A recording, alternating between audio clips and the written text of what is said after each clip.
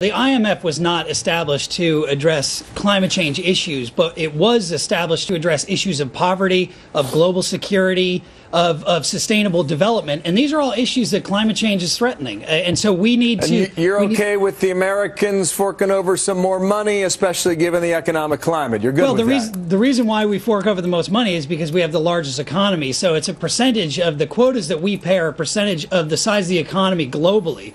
So we're paying our share. Let's say the IMF got this money. What would they do with it? How would they change the climate?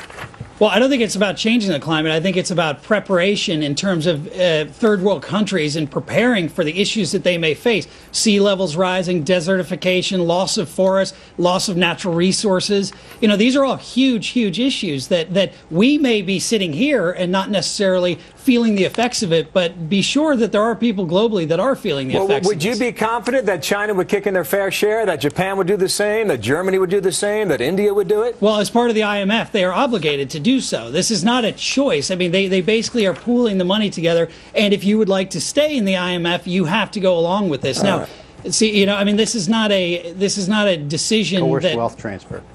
Sorry? Chris is it's a coerced wealth transfer in the name of green boondoggles. Look, sorry, go ahead.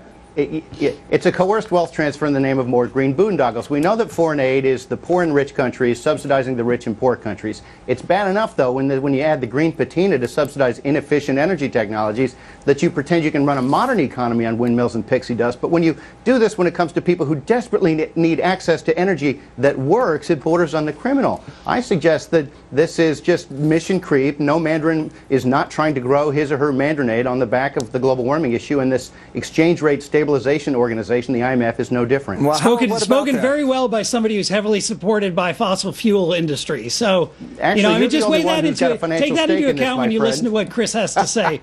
That he is heavily supported. You know, the Competitive Enterprise Institute is heavily supported by the fossil fuel industry, so he has a vested interest in not seeing this stuff. Bill, you know that ad hominem is a desperate tack. Ad hominem is the sign of somebody who knows they have a losing hand, but in this case, only one of us is financially vested, and it's my colleague here. So continue. People understand not what paid. That sort of argumentation refers to. You're not paid by the Competitive Enterprise Institute?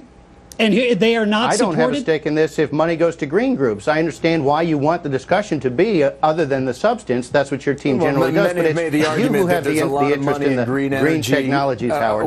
And this would pay that off. We do know this. The IMF wants to raise $100 billion a year over the next 10 years. That would equal to $1 trillion. Gentlemen, interesting debate. Chris Horner, thank you for your time. Howard Gould, thank you as well. Good to see you both, gentlemen, once again here in America's Newsroom.